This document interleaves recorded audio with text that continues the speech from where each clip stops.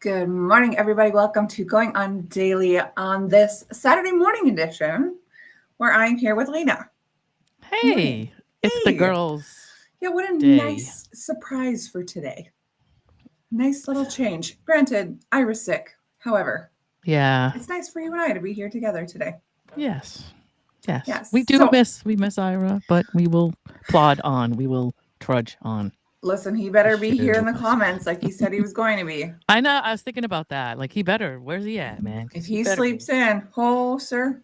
Mm-mm. I mean, I've had COVID. It's no joke, but still, he can be in the comments. So we'll see. Yeah. Ron says ladies' night, ladies' morning, high tea. That's what this is. This is brunch. High E. High tea, right? So we got a good show today. We're talking music. We are talking doom and gloom as always. What, Mm-hmm. Ron? You can't see the chat on Restream. I don't know why. It's here. We can see it. Yeah. Yeah, we are talking a bunch of different things today. We are on a strict hour today. So I know Yes. that Saturday show historically likes to go way over. Yeah. Well, I Um, have all my shorts are all my stories today are very short, or sure, so we perfect. don't have that. Yeah. Okay. Well, why don't you just take us into our very first topic Are you here? sure we don't And want to talk about where we could be seen or yes, any of that? All right, we'll do it later. we're trying something out here. Okay. So, time waster lawsuit. I mean, you always have these Yes. topics where nobody really knows what it's going to be about. So, No, because I can't. This isn't actually. This is a bit of an older story, but I wasn't sure okay. if you had heard of it or you had done it because you guys have come along. How long have you been around? And you've probably covered everything under the sun, so it's probably a repeat story. But this is about Mariah Carey suing her ex fiance. Do you remember this story at all? This is No. a great story. It's literally called, and somebody said this to me in a story one time, and they worded it like this. Do you remember the time Mariah Carey like sued a guy for wasting her time? I was like, what? I don't know why I didn't hear about Was it that. that billionaire? It was. So Okay. this is a guy. This is the guy James Packer. Right. So this is in 2016. She sued him for a $50 million inconvenience fee, which I think is great. Wow. Okay. If I could have sued every guy who wasted my time, I know. I know. Well, even how for much like would a we? couple grand, How much would we have still gotten great. out of them, right? I mean, I don't know, depends on the Well, guy, that's but fair. They're not billionaires, but after their engagement ended, she claimed that he wasted her time and made promises about the future that he did not fulfill, wow. including a reality show and making her a Vegas star, which I think is interesting. But it's very Mariah. It is. That is very Mariah. And so the couple had been engaged since January of 2016, but broke up in October of that same year. And while the exact settlement amount is not public, Entertainment Tonight pulled some information saying that they feel that she may have received about a multi-million-dollar settlement and kept her $10 million engagement ring. I remember that Which, engagement ring. That yeah. was sturdy. So it's kind of like, wow. I just thought that was. I just at the time that I had heard about that story, I didn't know it, and it came up again recently in a conversation, and I was like, oh, I'm gonna. Yeah, right. And so true, but I mean, I guess there's levels of rich. Yeah, Ron there's was Mariah saying, Carey rich, and then there's James Packer. I'm a billionaire rich. right. And so it just made me laugh because technically she won a lawsuit where she said to a dude, "You wasted my time here." So it's funny. So yesterday we had friends over.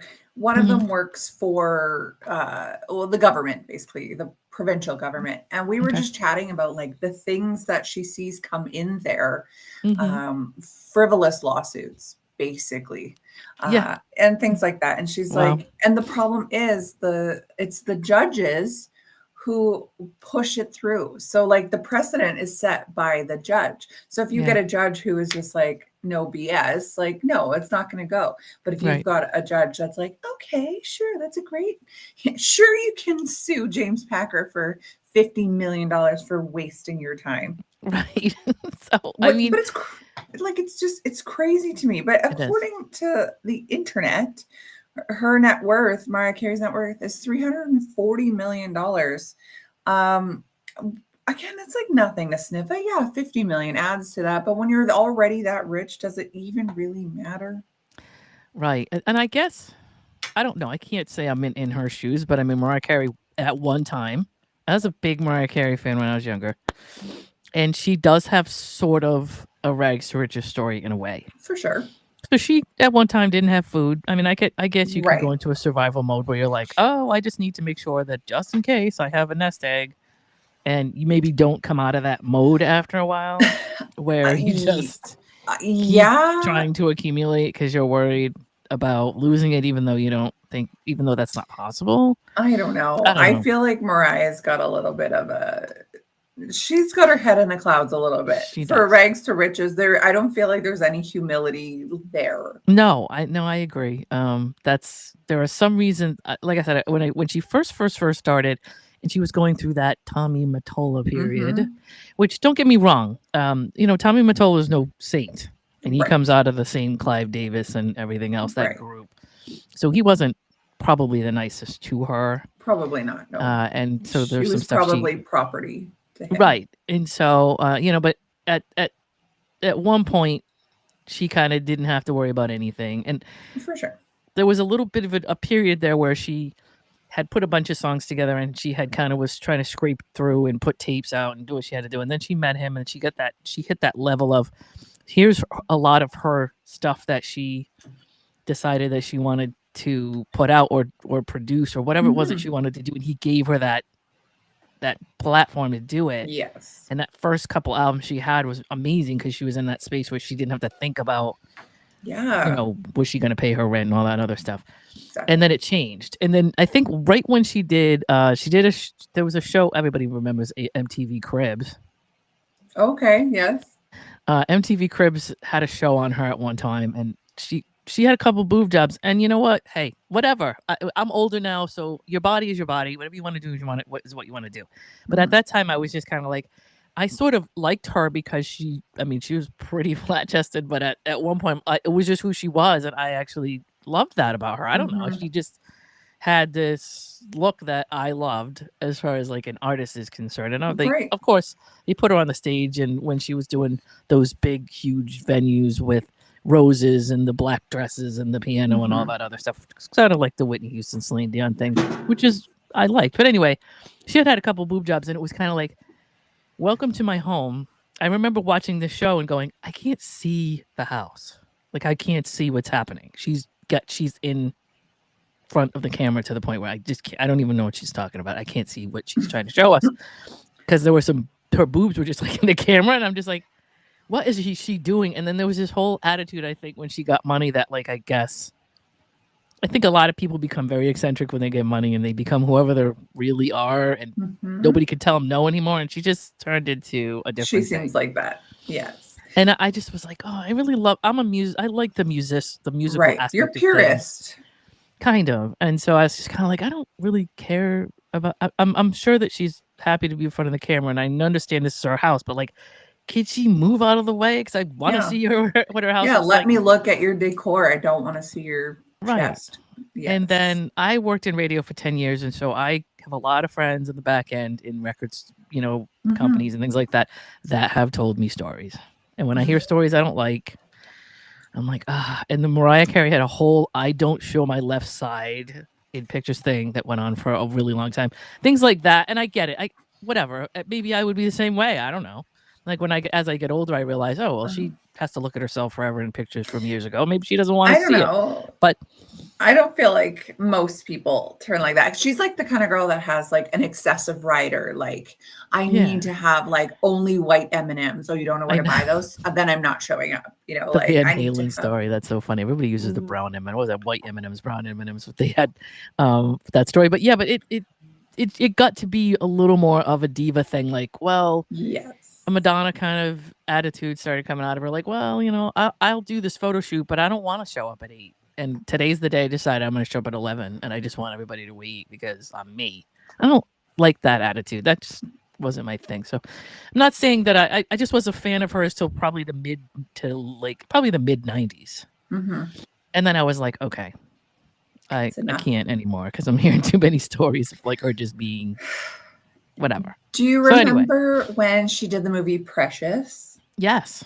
Precious is a great movie. And she was like she had to be this social worker. And in this interview that I saw, it said she kept trying to sneak makeup on, but the whole thing was like they wanted her to look like a Yeah. rough, stressed out social worker, low income, whatever. And so they would have her with no makeup and like accentuate like, you know, Yep. dark bags and greasy hair, whatever. And they said every time the camera would be off her, she would go sneak her makeup and put it Yeah. on, and they would have to continue to remove it just because She couldn't she just like was, Charlene Theron's it, or yeah, Charlize Theron it, yeah, or whatever, and just yeah, like be like, look, part of me exactly. is that I can do this type of thing, you know. But anyway, I don't know. And thank God for, not thank God for. In a way, it's a good thing that Glitter didn't become as big as it did. Oh my gosh, can you Because imagine? it was really bad, but I think she released it right under the 9/11 deal, which totally obliterated the movie at the time. Right. So But I everybody else was, also think that people who've talked about the movie Glitter talk about how terrible it is. yeah, So, oh, right. sorry. Patricia Parker is here from Kick. Hi, good morning. We are doing Oh, hey. well. And how are you? Thank you for the follow.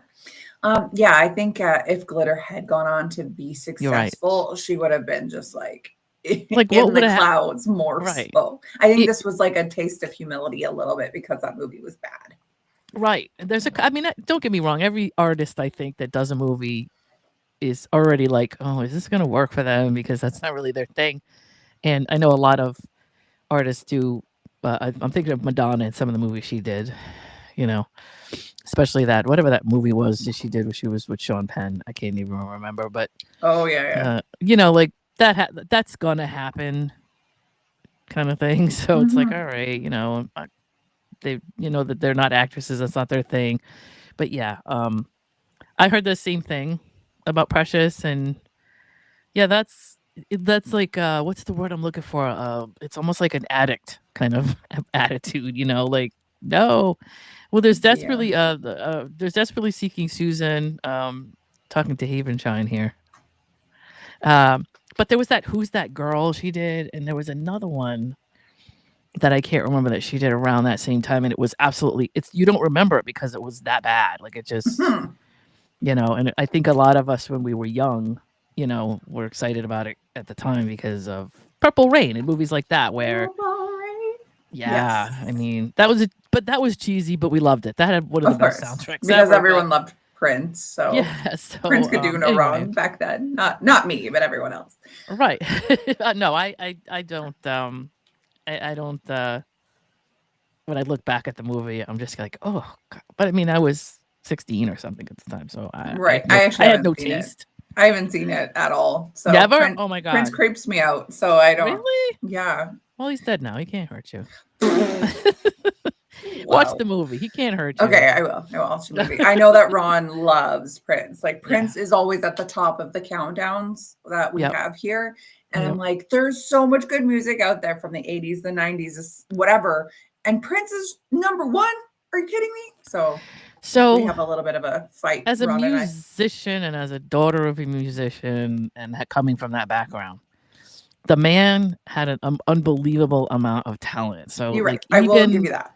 even if you, just like, Bob Dylan, a lot of people love Bob Dylan. I'm not a fan of his. I No, don't think, not a Bob Dylan but fan. he actually had a lot of songwriting talent and arrangement talent and things on the back That's end fair.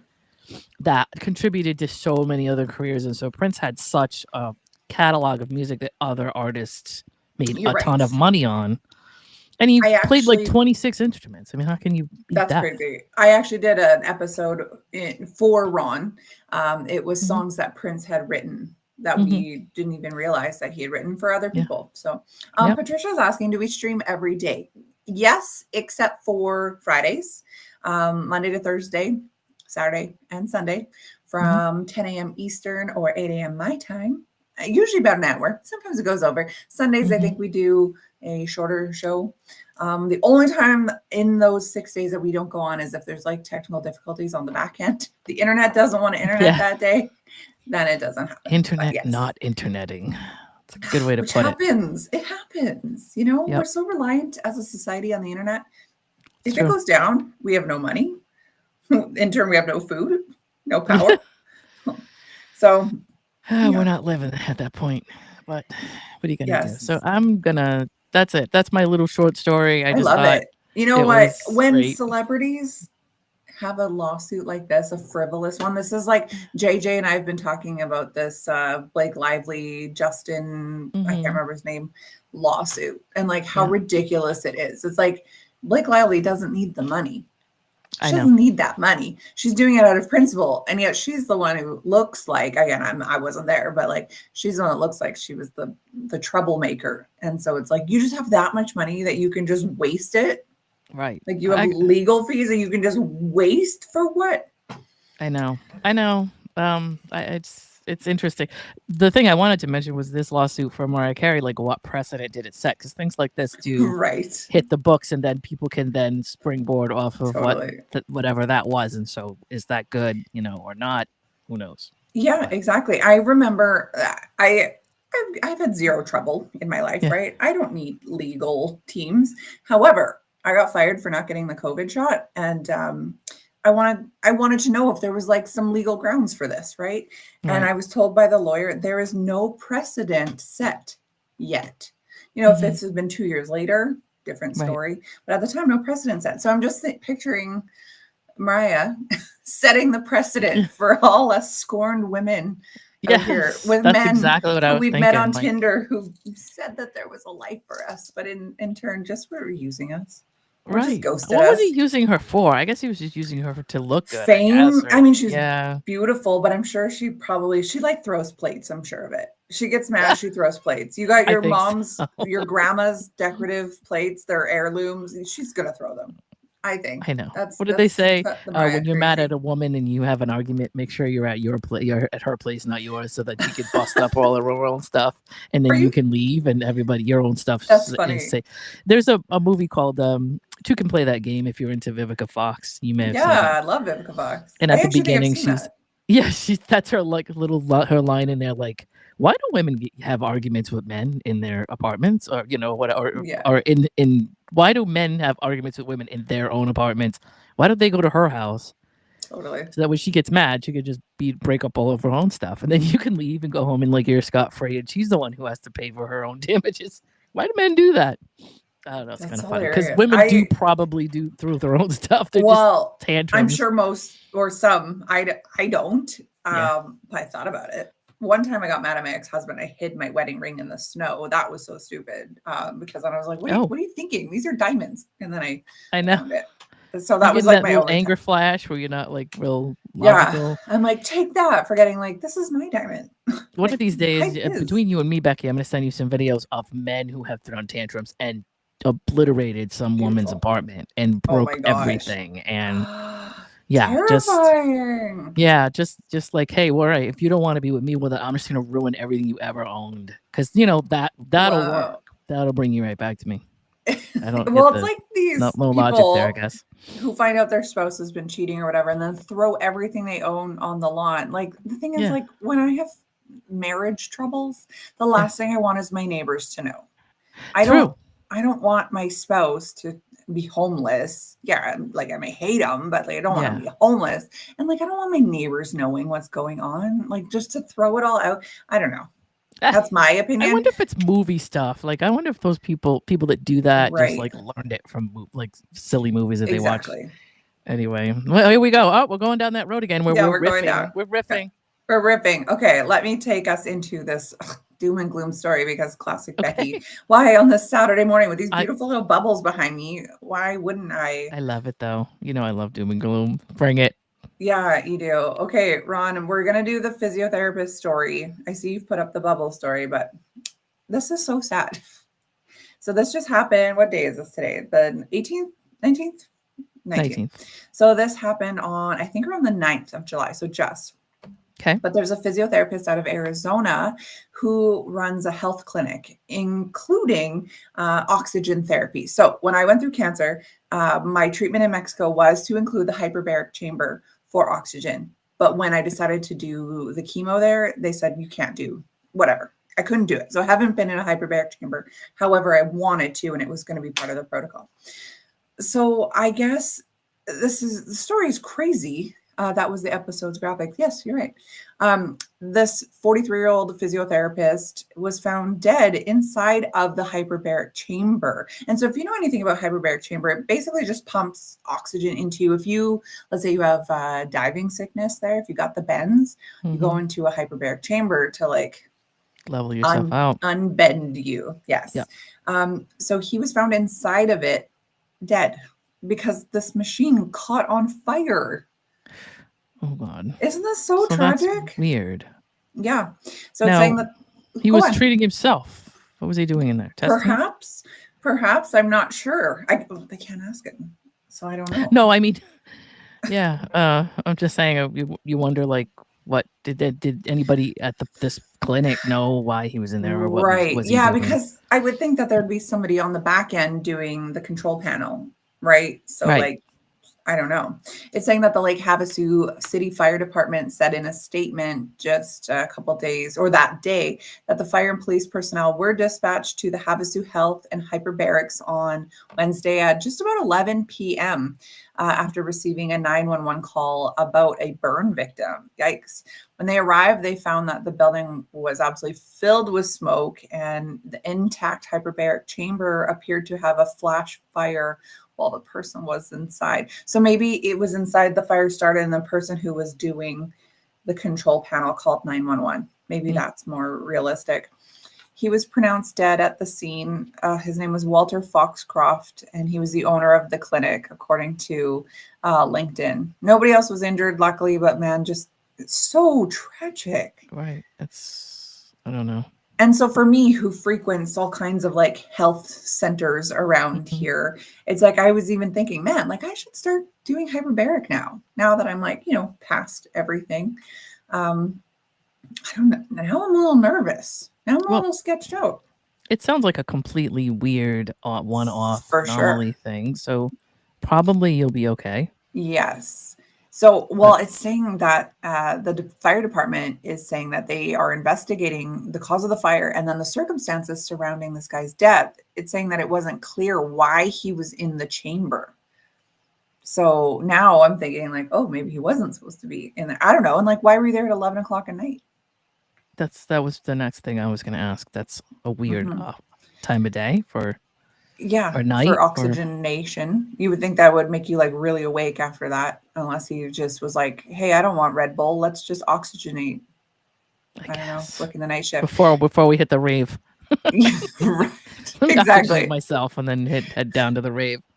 Right, he's just like pumping music in there, like rave music. Okay, this is crazy. Did not know this. He is at least the second person to die this year after a fire broke out in hyperbaric chamber. Oh, no. See, that I didn't know that. So it says in February, an oxygen-rich hyperbaric chamber at a medical facility in Michigan exploded. Oh my gosh, and killed a child. Oh my gosh, who had been receiving medical treatment. Oh my gosh. The owner of that medical center and 2 employees were later charged with murder and accused of ignoring safety standards. And one of the workers was charged with manslaughter.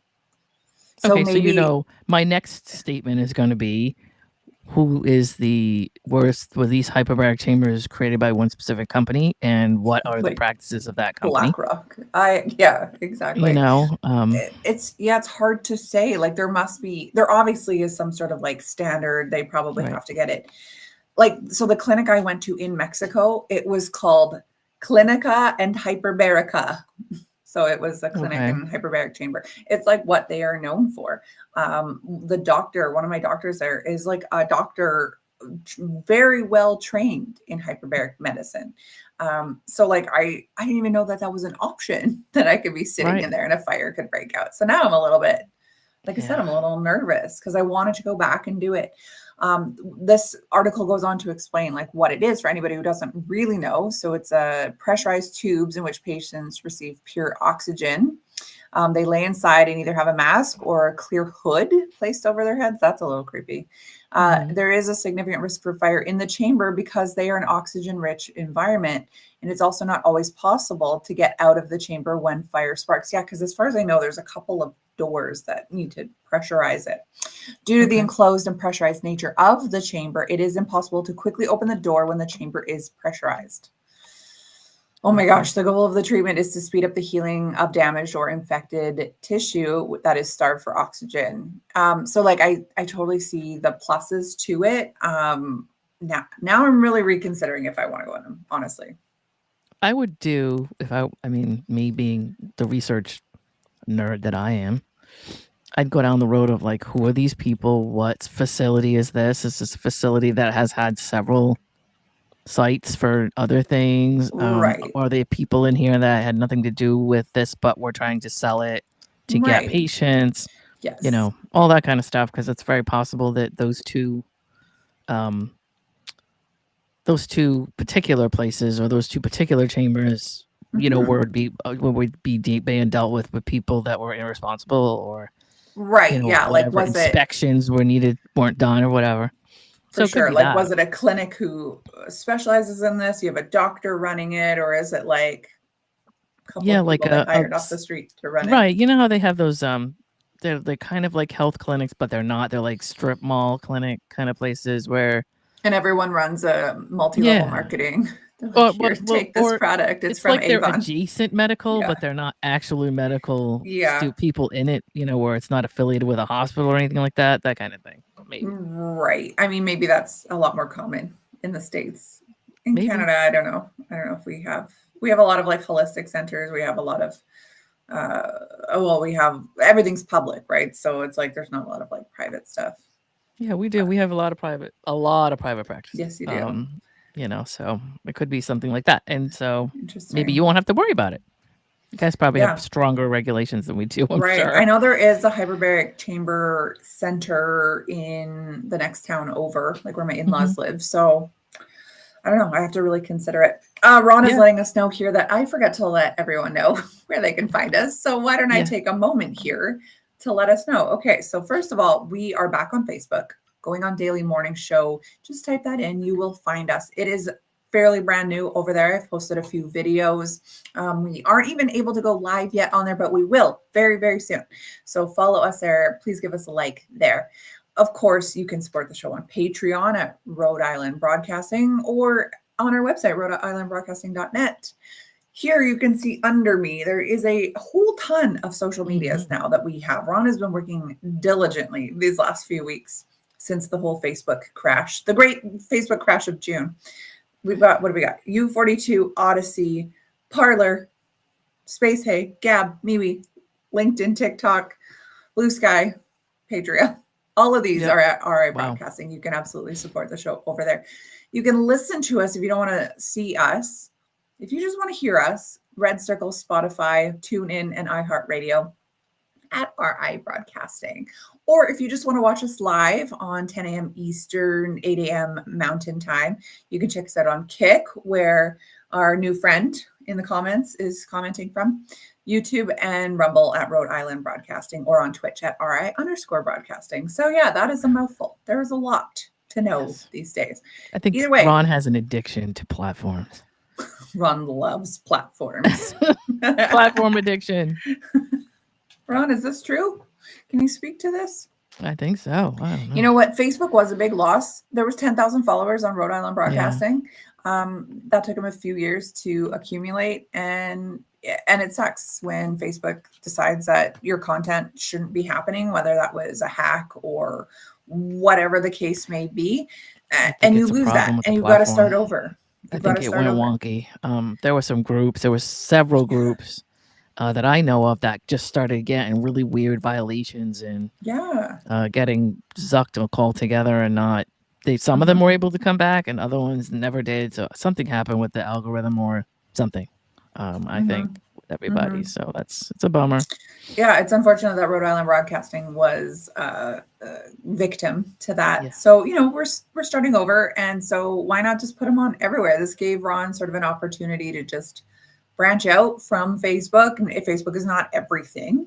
Right. And so, true. You know, now we're on all of the things.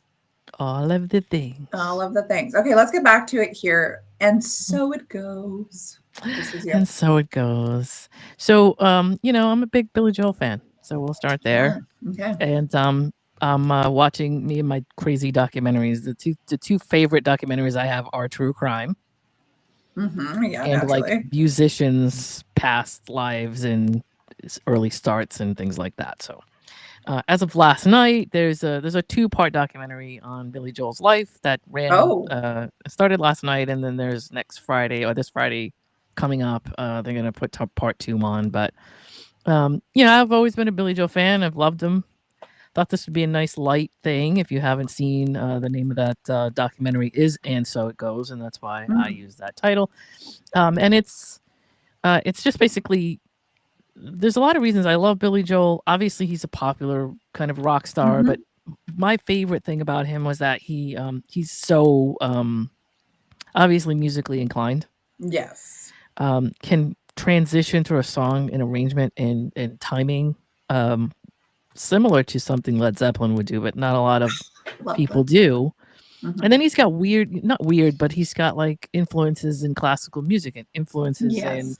show tunes and just I was gonna say, he seems more like he's less versatile. rock star and more Yeah. like Broadway, like a Yeah. rock opera or like, yeah, show Yeah. tune. That's the best way to Virtuoso describe it. and I would say virtuoso because that Yeah. and he if anybody can pull up at some point when they're bored, there's an Inside the Actress Studio he did once with James Lipton, which Mhm. and James Lipton's been gone for a while now, but those were such good shows, right? Mhm. And he goes on there and he says, I have built up my career on vocal tracks and Mhm. poppy music and all that kind of stuff. But honestly, it isn't stuff I like. I had to get to where I was and I had to play the game. And then he sat down in front of a piano and said, I really prefer music without vocals. I really prefer the Oh, fullness of just wow. like songs.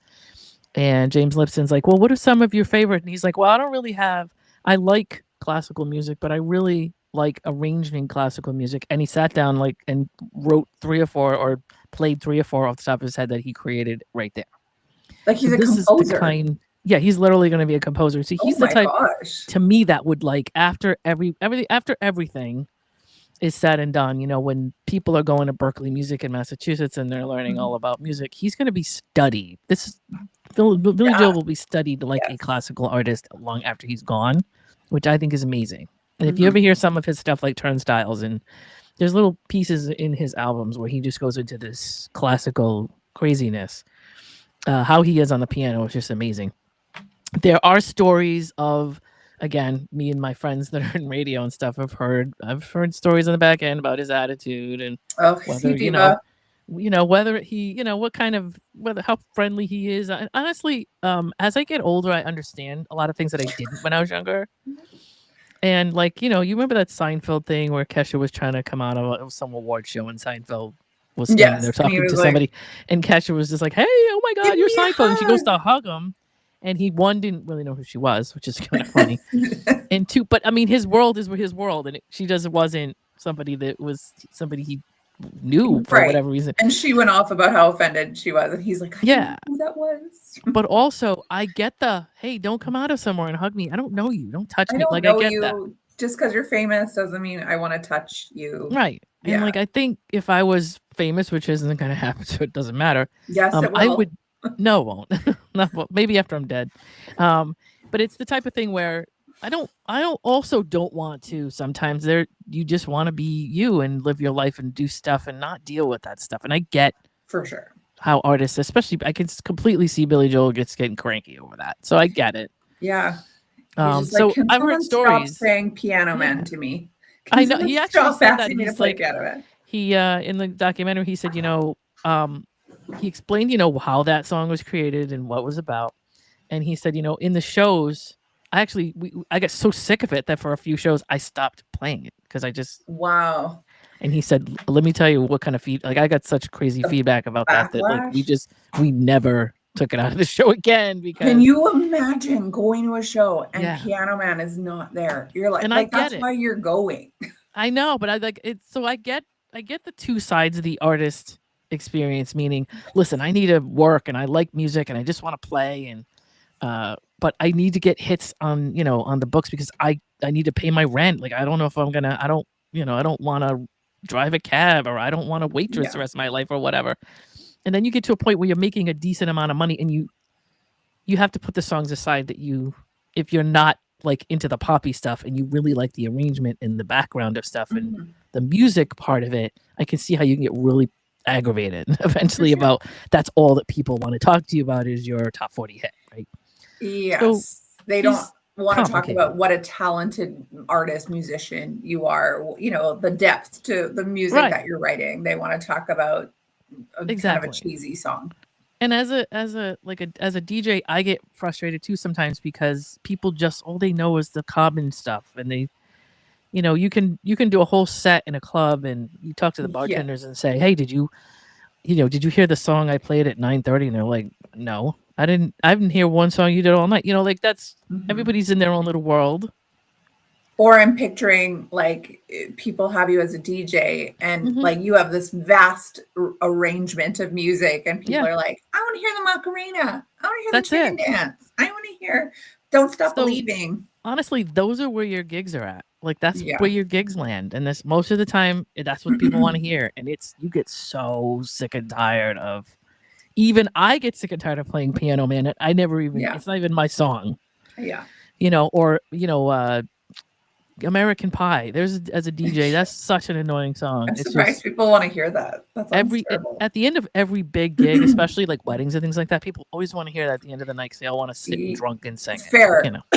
I'm picturing you're just kind of like every wedding and every bar I've gone to, it's like Billy Idol, Journey, Don't Stop Believing, My Sharona. Like these are the songs you always hear. Those are all good, but like there's people that want to do sing-alongs. They either want to hear Piano Man or they want to hear American Pie or something that they can all sing, and raise their glasses to and of some movie that they saw and they all want to be in it, whatever. Right. And I'm kind of like, all right, I had a whole, because of the theme of this thing, I had a whole like end of the day or end of the event thing that I had planned. But okay, I guess I'll toss that in the trash and throw American Pie on again because I just want to go home. But you get sick of it.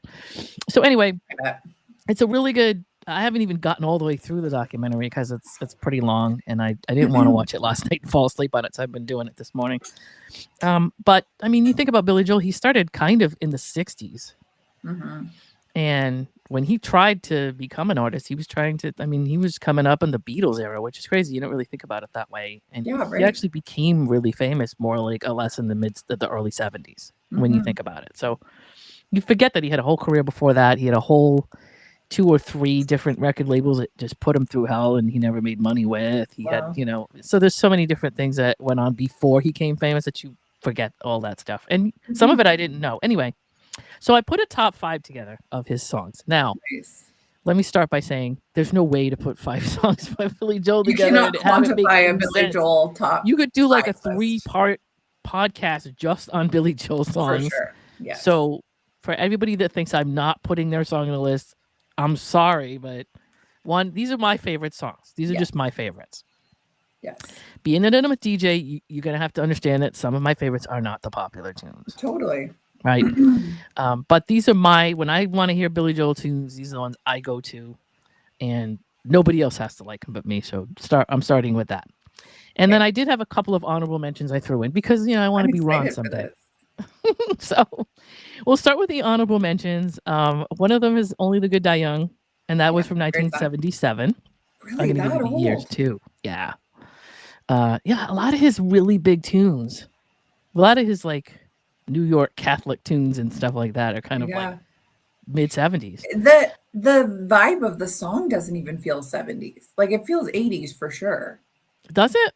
Yeah, I guess so. I mean, I always, when you look back, you forget. You're like, what was the late 70s and what was the early 80s? Oh, well, I'm just picturing Led Zeppelin in the 70s, late 70s. Yeah, I'm not picturing Billy Joel.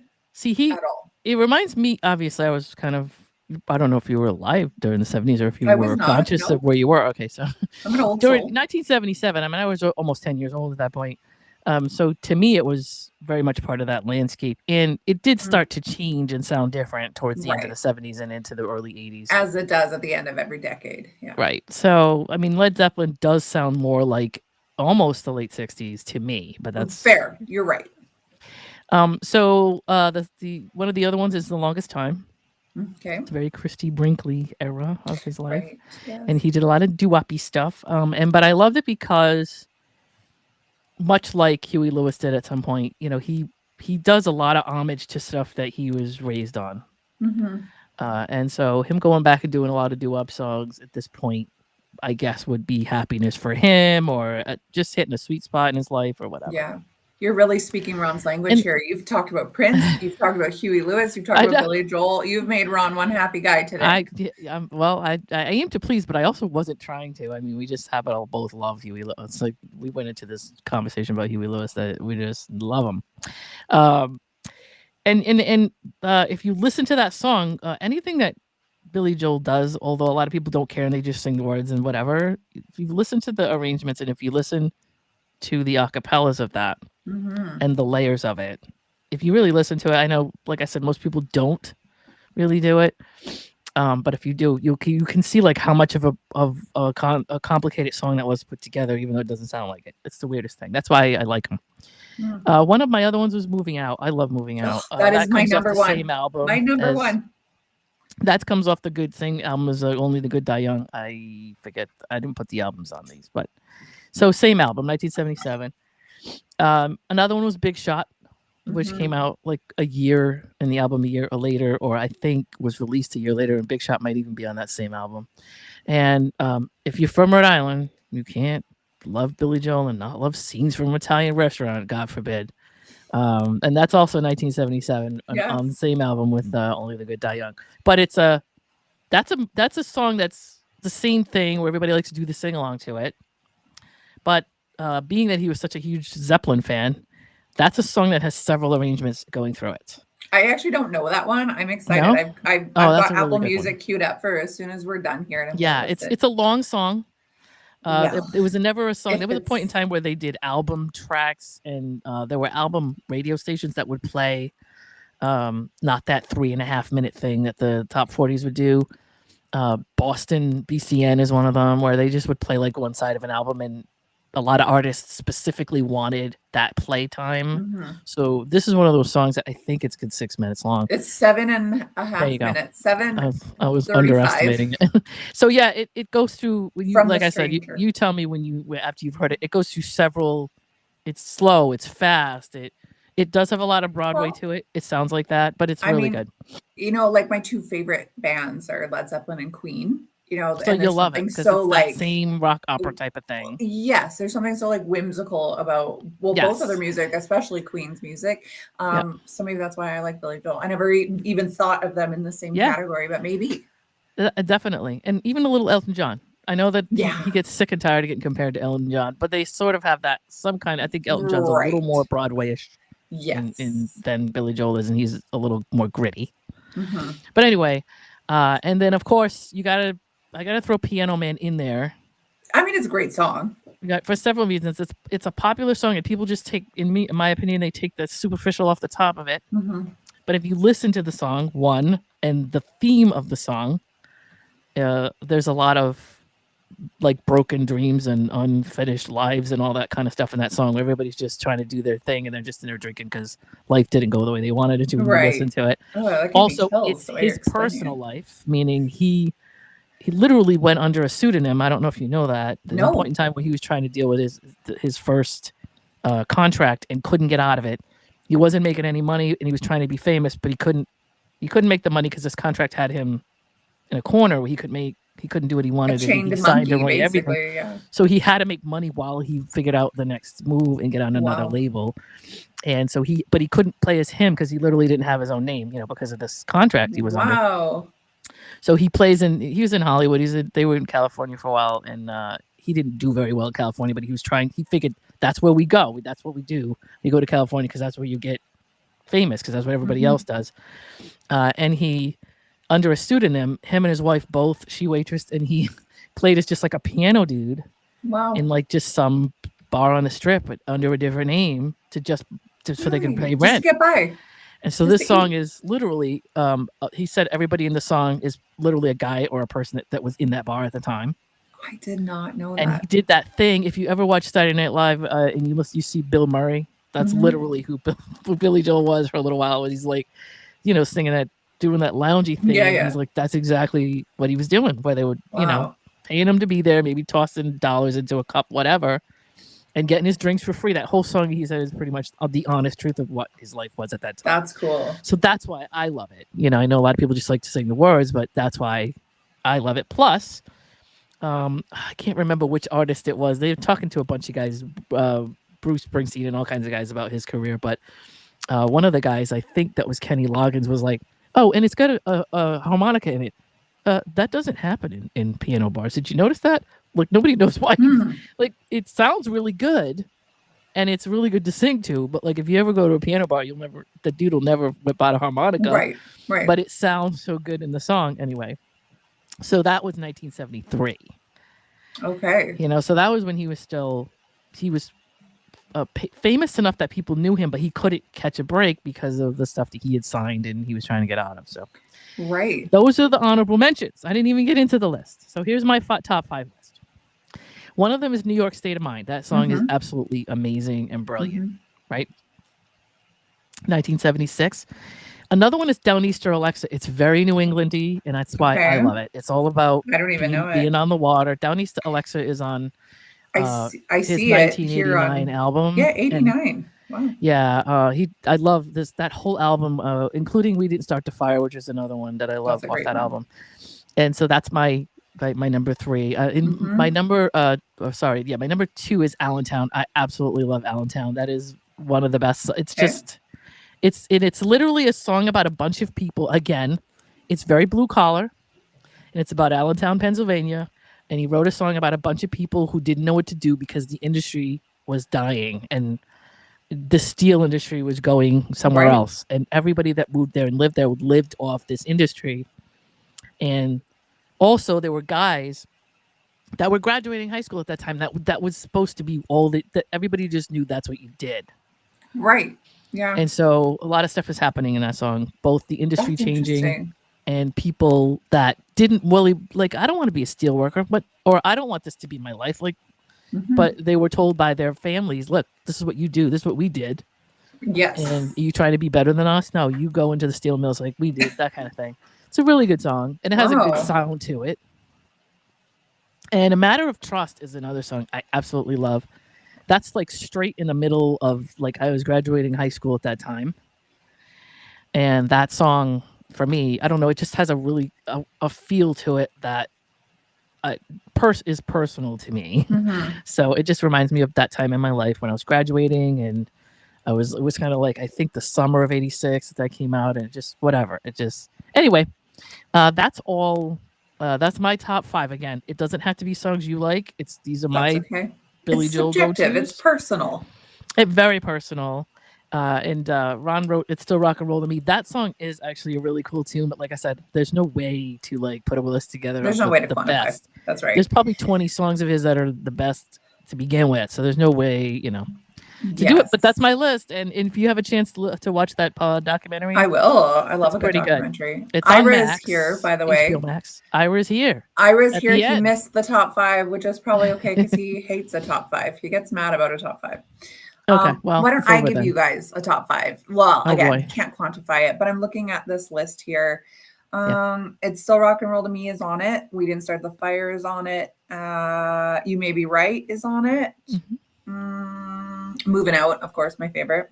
And then the last one here, Big Shot. But then there's one more. Tell Her About It. Love that one. Yeah, and that's another doo-woppy. I just like the Kirstie Alley Kirstie Alley. Chrissy Brinkley, yes. Chrissy Brinkley. I'm still drinking my coffee. What can I tell you? Kirstie Alley is a whole different ball of wax than Chrissy Brinkley was. But yeah, that whole album was very poppy, very doo-woppy, very 60s Motown-y kind of stuff, and I love that. It was really good. But have you seen? I want to say it's Step Brothers with Will Ferrell and John C. Reilly. No. So they're at this Catalina wine mixer. Like that movie's so stupid, but it's so funny. And they've got a Billy Joel cover band, and everyone's like, "Play Piano Man," and he's like, "We only do from whatever the '80s and older," and they're all like yelling at him, like, "Play Piano Man." Just reminds me of it. But some of the songs in there that they play, I'm like, "Oh man, I love that song." Yeah, I mean, I just laugh because if I'm doing an old school night as a DJ and somebody comes over and goes, "Can you play like Dua Lipa?" And Absolutely it's just like not. I don't know how much time I have, and I can't explain to you because no, but you just don't want to hear the fact that like we don't play anything after 1990, and Dua Lipa was still like not born by that time, and that's just like not what we're doing. And so I totally get that whole getting aggravated by being asked for something that like is just not the reason you're in there. Totally. So, but how do you explain to people that like you don't play anything before 1980? I'd be like this. And people Your just scream music back today at you. sucks. I'm not playing Dua Lipa because it's trash. That's what See, I would say. as a DJ, But we they can't pay really do you. that. I know that they're paying you. That's You like have to play the insulting the Dua customers. Lipa. I had a friend one time that said to people, I kept telling him, "You can't do that. It sucks and you suck." He would do that. That sucks. That song sucks and you suck if you like that song. And I'm like, you can't. I love it. I understand that like, but we have customers here, and like you're working for a guy. You can't really say that to the customers. But it's true. I mean, why would anybody want to hear whatever it was? I forgot. It was like Buster Rhymes or whatever it was. Why would anybody want to hear that? You have to suck to want to hear that. And I'm like, no, that's not the way we do things. Let's be little diplomacy as DJs would be Right. nice. So But anyway, it's funny. I try to like play, like I love 70s music, 60s, Yeah. 70s, 80s, 90s, you know, pretty much everything but today. Yep. And you know, I have teenagers.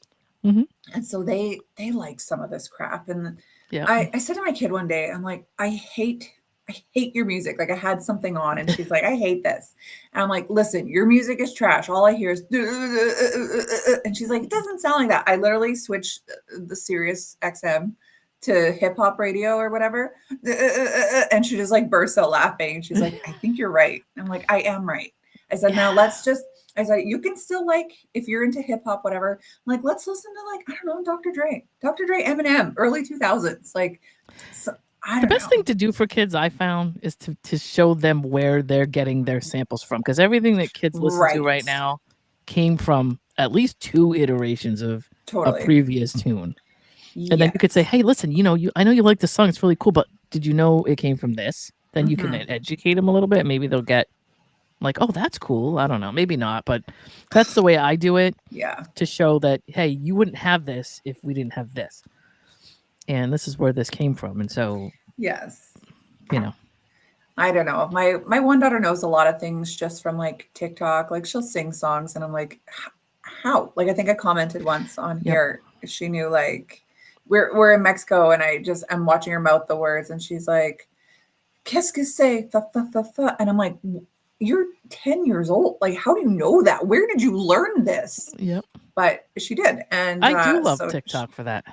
For sure. So there's a lot of like older songs but she sings like ridiculous songs that you would never think a child knows. And then she knows it. And then I'm like, oh, these are proud moments. It is. But it's not her music that's something choice. We didn't have when we were young. Yeah. Like, it was fun to have the accumulative or the crowdsourcing radio experience as a kid, where if a song played, we all heard it, we all knew it, and like we didn't know anything besides that. Like we didn't deviate. But I love it sucks because it's tough to like nail down music now. If you go to a party, that party of kids is going to want to hear stuff that another party of kids don't listen to. And you can't get anything from one source. When you were young, you were like, all right, here's the top 40 and here's what everybody's going to want to hear because that's all it is. Yes. But I also love the fact that TikTok does do a lot of retro stuff. Yes. It's just by accident. If you go in there and you start messing around, those tunes are just going to be part of like soundtracks in there that the kids are going to pick up because they're just on it, which I love. So that's good. It's getting in their brain somehow. A couple years ago, my child was on a soccer team. She must have been 11, I'm guessing, at the time. And they had to pick a song for their warm-up. So every kid on the team picked a Taylor Swift song because they're 11-year-old girls. And I said to her, I'm like, don't you dare. Don't even think about it. Yeah. And so she picked Mr. Blue Sky from ELO. And ELO? Yeah. And I was like, oh, such a nice moment. And I was and even the coach was like, wow. And then so the following year, same thing. She didn't want to pick a classic song. She wanted to pick something current. I was like, why are you doing this? I'm like, why? You like last year you made us so proud. But It I is what know. it is. I mean, they're very influenced by whatever they see. So maybe we just need to like train her algorithm to just like play classic She music. eventually will. Like I think She will. once they hit the 18, 19, 20, the Totally. retro stuff starts happening like, but just I it's did part of the not like process. classic rock growing up, but I do recall very vividly being on road trips with my family as a teenager, probably grade 10, grade 11, and my dad listening to Queen's greatest hits. Yeah. And, of course, I knew Queen because everyone knew Queen. But I didn't appreciate it because I was into like the early 2000s hip hop, as everyone was. And I remember listening to it on the drive home from British Columbia, and it was like 6 hours of this. And I Yeah. just started to love it. And then that sort of like Yeah, you can't took help off. it. So by the time I became an adult, it was like, man, there's something so nostalgic about classic rock for me. It reminds me of Yeah. growing up and going on road trips and listening to the music my dad listened to because he always had the classic rock station on. And so that really developed it. So I know that like all the little Yep. nest eggs I'm putting out there, the kids Yes, will pick it up they eventually. will. And then someday they'll just be like, "Oh, I love this song." And I don't And I don't know it'll why. and one day Yeah, like you'll be old parents and your kids will be like, "Oh, this reminds me of when I was young and my parents and I went on road trips and it's so great." And exactly. also, I was actually alive when Queen's Greatest Hits was out, so there's that. Oh, it's I was so actually good. hearing that stuff on the radio. That's how old I am. But anyway, You're it's not old. terrible. Oh You're yeah. aging like a fine wine. Oh sure. I think so. Absolutely. That's it. That's what it is. I love it. Ron says that he could talk about music the Yeah. whole show. I agree. I could too. And I'm sure so could you. Oh yeah. But we have one more topic to get to here before the end. We'll go a little bit over 9 my time, but that's okay. Yesterday, you guys had said in the group chat about Ira being the bubble boy. Yeah. And like the first thing that comes up, because again, our phones are always listening and reading and watching, Mm-hmm. a story comes up from yesterday about someone they're calling the bubble man. And so it Okay. was like, very interesting. This is just kind of a cute story, just to, after some doom and gloom. Mm-hmm. So there's a guy coming to Ottawa events. This one specifically is to the Ottawa Blues Fest. Okay. And so it's saying if you've seen a cloud of bubbles floating above crowds lately, it's probably this guy named Michael Lalonde. It all started at a dollar store where he bought a $2 like hand pump bubble gun, just Okay. to shoot out bubbles. Because who doesn't love bubbles? I know.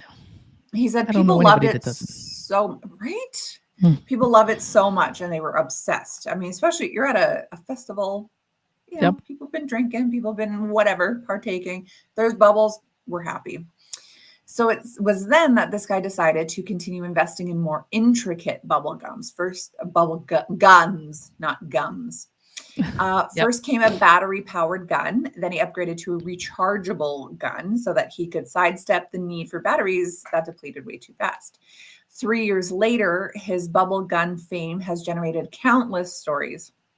He was at an Arkells show. I love Arkells. We were listening to it last night. Show at City Folk in 2023. Lead singer Max Kerman of the Arkells took Lalonde's bubblegum gun and used it throughout the crowd. That's cute. It was a whole song. He did a full U around the crowd. You could only see bubbles. I love that. Absolutely love that. Mm-hmm. Another time, Ottawa singer Talk was gifted a bubble gun at a Bronson Center show in 2024. But it is not just the musicians that Lalonde gifts gives his bubble guns. He often gives them to kids who are at shows for thankful parents, or obviously the parents are going to be happy to keep their kid occupied. He says that he carries a deep arsenal of bubble guns. He has 20 of them, and he's given a lot of them away over the years. So this guy's a musician and a co-owner of a tech company in Ottawa. He's something of a Renaissance man who reinvented himself during COVID. In his 20s, he didn't attend many concerts, but he focused on working and paying down student debts as he did. But then around 8 years ago, he joined as the owner of an upstart tech company. Excuse me. And they just started doing going to shows and things like that. It was only 4 years ago, though, that this guy taught himself guitar, and since then has released an album. That's exciting. Oh, So wow. he's a little bit of a self-taught musician. Anyways, he got really into music, started going to shows, realized the connection and the feeling that you have when you meet people at shows, which is so true. And there's something about like hearing that music that makes you just love everybody. It's like you don't even need the ecstasy. You just need to go and listen to the music. Are people still doing that? I think so. I think yesterday. I think they call it Molly now or M. Okay, I was gonna say, is it Molly the thing? But I didn't know. Is that the same thing or not? I think it's the same thing. I don't know. I've never done it. I don't know. I don't either. He says that he just wanted to like bring joy to people at these shows, and so now he's just shooting bubbles wherever he goes, and people will go crazy for it. And I just thought that was a super cute story, and that is cute. It kind of reminded me of Ira being the bubble boy guy. I thought you were going to bring up. No. I thought you were going to like get some kind of the boy in a plastic bubble story or something with John Travolta or some crazy thing. No. Well, that's interesting. So that's cool and nice and current. That's nice. Current, and it just like brings people joy. If I was we need him in the States, we need to have bubbles in the States. We're not happy here right now. So we need some bubbles. Well, like we're not really happy in Canada either. But we're making the most of our situation. That's what we got to do. Are so yeah, bubbles. If bubbles lighten up the day, go get some. What's the song Tiny Bubbles? Who sang that song? Yeah, Don Ho. Tiny. Is that who it was? Yep, Don Ho. I don't know why I know that. I used to have people call me at 4. I have this weird catalog in my head. So before the internet, I used to have people calling me at 4 a.m. and having drunk bets. What? Get me out of bed, and my buddy says that so and so sings this, but I don't think so. I think it's so and so. Who is it? I'm like, oh my god, 4 in the morning. It's so and so. Oh, I win. Click. That kind of stuff happened to me a lot. Absolutely not. But yeah, Don Ho sang Tiny Bubbles. I just Googled it. He definitely did. So, not that if you ever need to know for some silly reason, who sings Tiny Bubbles now, you know. Listen, if it's 4 a.m, do not call Lana. Just well, you don't have to anymore. Now you have Shazam. I mean, Shazam is the thing. Now you just walk around, you pull your phone out, you open your Shazam app, you go like this, and Shazam tells you the song, the artist, the album, whatever, the video, and you're good. So you don't have to call me anymore, thank God. That's hilarious. I can't believe people would do that, but yes, I can believe that. Yeah. Anyways, that is our show today. We are over just a couple minutes, and that is totally fine. Make sure you check us out on our socials at Rhode Island Broadcasting or RI Broadcasting or RI_Broadcasting. Just type in Rhode Island Broadcasting. You are likely to find us. Check us out tomorrow where Kenny and Ron will be here. Love me some Kenny. I actually have been sleeping in on top Sundays. 5 lists and arguments. That's so cool. The disrespect is what it is. So that's what it'll be. Ron will have some sort of list and Kenny won't like it and he'll feel attacked. So that is what is going to happen tomorrow. Come back on Monday where I am here with Ron again, and superfan Danny apparently is going to be here. Now he was supposed to be here on Tuesday? I can't remember what day. Mm-hmm. And he didn't show. However, he said he didn't get our email. We'll see. We will see what happens with superfan Danny, but that should be on Monday. And then Chuck is here Tuesday. And then I am back Wednesday. And then JJ and Kyle are on Thursday. So yeah, we've got a packed week here. So make sure you check us out on all of our socials. And like, subscribe, share, all the things. Very nice. All right. Well, thanks everybody. Have a wonderful Saturday. Enjoy your weekend. Bye. Bye.